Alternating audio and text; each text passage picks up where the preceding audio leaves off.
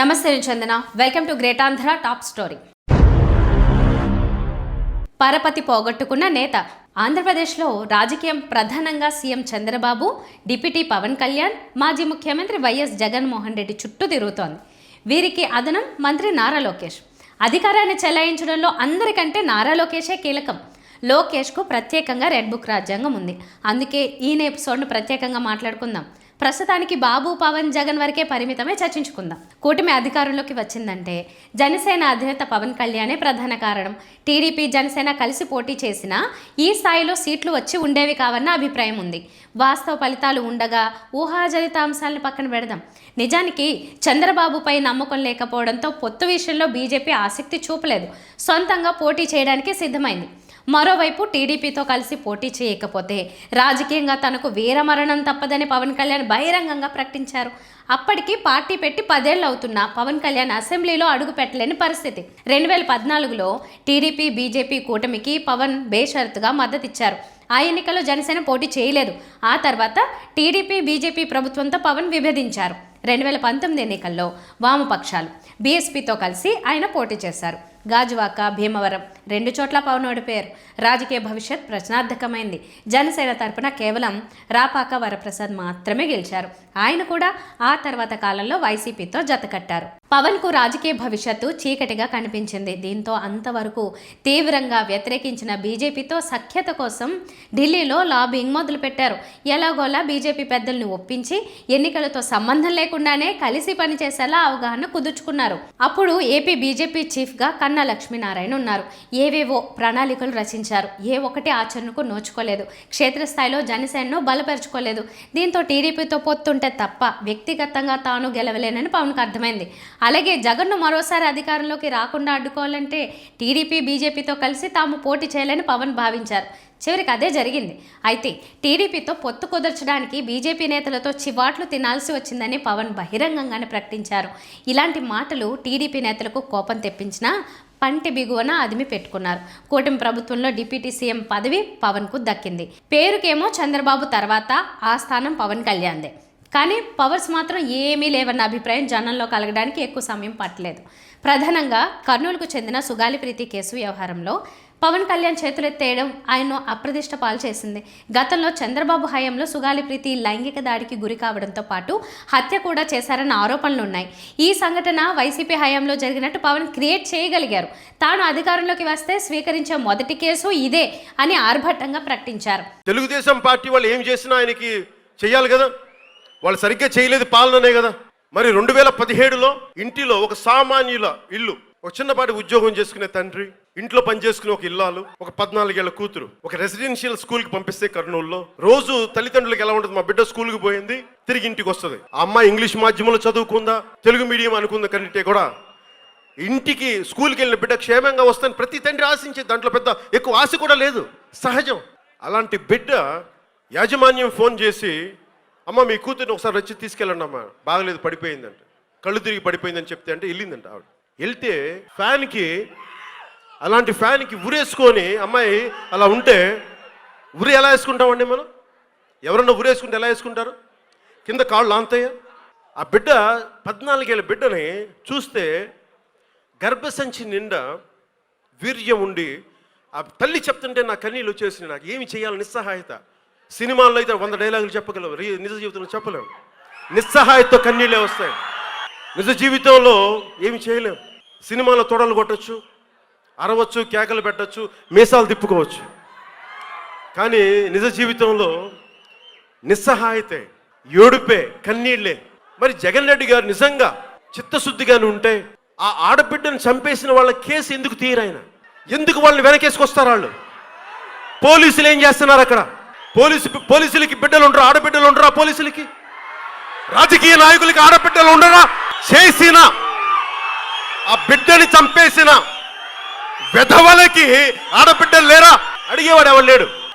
ఆవిడ ఒక సామాన్య గృహిణి, లాయర్లను కూడా పెట్టుకోకుండా కేసులు వాదించేస్తుంది. బిడ్డ చనిపోతే ఒక సామాన్యురాలు లాయర్ అయిపోయింది. అంత ఆవేదన.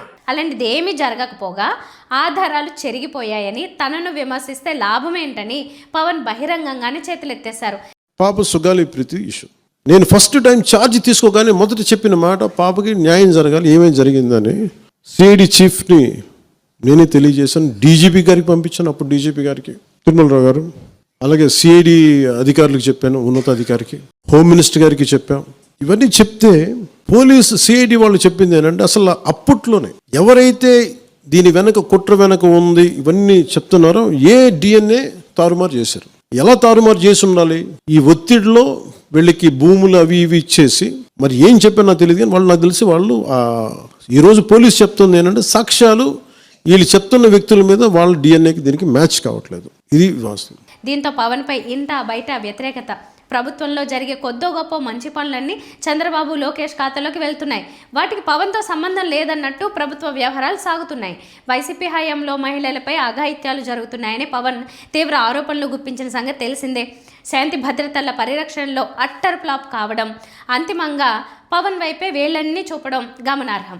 ఇక తిరుమల లడ్డు ప్రసాదంలో జంతువుల కొవ్వు కలిసిందని సీఎం చంద్రబాబు ఆరోపించడం, వాటికి అదనంగా చేపల నూనె కలిసిందని పవన్ కళ్యాణ్ విమర్శలు చేయడం తీవ్ర కలకలం సృష్టించింది. సోయాబీన్ ఉంది, sunflower, olive oil, rapeseed, linseed, wheat germ, maize germ, cottonseed, coconut, palm ఆయిల్తో పాటు fish oil, beef tallow, lard. Fish oil మీకు తెలిసిందే, చేప నుంచి ఎక్స్ట్రాక్ట్ చేసిన నూనె. బీఫ్ టాలో అంటే మనకి పశువు సంబంధించిన కొవ్వు. అలాగే లాడ్ అంటే మనకి మన పందికి సంబంధించిన కొవ్వుని. ఇవి ఎక్కువ ఉన్నాయి. బాబు ఆరోపణలు చేయడమే ఆలస్యం. పవన్ కళ్యాణ్ వెంటనే సనాతన వేషధారణలో ప్రత్యక్షమయ్యారు. విజయవాడ దుర్గమ్మ ఆలయం మెట్టు శుభ్రం చేయడం, అలాగే తిరుమల యాత్ర చేపట్టడం చాలా హంగామా చేశారు. అయితే సిబిఐ నేతృత్వంలోని సిట్ లడ్డు ప్రసాదంపై విచారణ జరిపి పూర్తి స్థాయి నివేదిక వచ్చిన తర్వాత కూడా అవే దారుణ ఆరోపణలు చేయడంతో పవన్ అబాస్పాలవుతున్నారు. చంద్రబాబు లాంటిది పవన్ రాజకీయ పరిస్థితి కాదు. చంద్రబాబు కంటే పవన్కే కొద్దో గొప్ప విశ్వసనీయత ఉంది. అలాంటిది అధికారంలోకి వచ్చిన తర్వాత పవన్ క్రమంగా పోగొట్టుకుంటున్నారు. చంద్రబాబు మేలు అనే స్థాయికి పవన్ గ్రాఫ్ పడిపోతూ వచ్చింది. భక్తుల మనోభావాలు దెబ్బతింటాయని, లడ్డు ప్రసాదంలో జంతువుల కొవ్వు కలవలేదని సిట్ నివేదిక ఇచ్చిందని పవన్ కళ్యాణ్ మాట్లాడడం ఆశ్చర్యం కలిగిస్తోంది. రాజకీయాల్లో పొత్తు బంధాలు శాశ్వతం అన్నట్టుగా పవన్ వ్యవహరిస్తున్నారు. తన పార్టీ నాయకులు, కార్యకర్తల మనోభావాల్ని కనీసం పరిగణలోకి తీసుకోకుండానే ఆయన వ్యవహరిస్తున్నారు. జనసేనకు చెందిన నాయకులు, కార్యకర్తలు ప్రభుత్వంలో తమకు అన్యాయం జరుగుతోందని నోరు తెరిస్తే వెంటనే క్రమశిక్షణ చర్యలు తీసుకోవడం కూడా ఆ పార్టీలో పవన్పై వ్యతిరేకతకు కారణమవుతోంది. క్షేత్రస్థాయిలో తమకు కనీస గౌరవం లేదని వాపోతున్నా వాటి గురించి అస్సలు పట్టించుకోలేదు. మరోవైపు 15 ఏళ్ల పాటు చంద్రబాబు లేదా ఆయన కుమారుడిని సీఎంగా చూసేందుకు పొత్తులోనే ఉంటామని చెప్పడం కూడా జనసేన శ్రేణులకు అస్సలు నచ్చడం లేదు. పవన్ను సీఎంగా చూడాలని తాము శ్రమిస్తుంటే ఆయన మాత్రం తమకు గిట్టని నాయకుల పల్లకి మోయడానికి ఆసక్తి చూపడం ఏంటనే ప్రశ్న జనసేన శ్రేణుల నుంచి వస్తోంది. కేవలం చంద్రబాబు, లోకేష్ రాజకీయ ప్రయోజనాల కోసమే పవన్ ఉన్నారనే రాజకీయ వాతావరణం నెలకొంది. రాజకీయంగా టీడీపీకి కష్టం వస్తేనే పవన్ స్పందిస్తారని, చివరికి తన పార్టీ ఏమైపోయినా పట్టించుకొని దుస్థితికి పవన్ వెళ్లారనే ఆవేదన శ్రేణుల్లో ఉంది. అధికారంలోకి రాకముందు పవన్పై ఎన్నెన్నో ఆశలు ఉన్నాయి. పాలనకు ఆయుష్ తగ్గుతున్న కొద్దీ ఆశలన్నీ ఐసుగడ్డలా కరిగిపోతున్నాయి.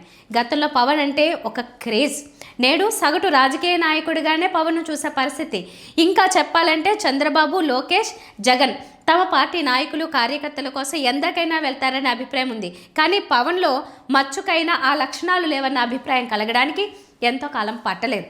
పవన్తో పోల్చుకుంటే చంద్రబాబు, జగన్ ఎంతో మేలని జనసేన శ్రేణులే ప్రచారం చేసే పరిస్థితి నెలకొంది. ప్రతిపక్ష నాయకుడిగా పవన్ కళ్యాణ్కు ఉన్న క్రేజ్ అధికారంలోకి వచ్చాక చాలా తక్కువ సమయంలోనే అది క్రమంగా పోతుండడం జనసేనకు ఆందోళన కలిగిస్తోంది. తన గ్రాఫ్ పడిపోతున్న విషయాన్ని పవన్ గుర్తించడం అత్యంత కీలకం. ఆ తర్వాత దిద్దుబాటు చర్యలు చేపట్టడం ప్రధానం. ఇవన్నీ జరిగే పరిస్థితి కనుచూపు మేరలో కనిపించకపోవడం గమనార్హం. ఇది వాటి టాప్ స్టోరీ. మరిన్ని అప్డేట్స్తో కలుద్దాం. నమస్తే.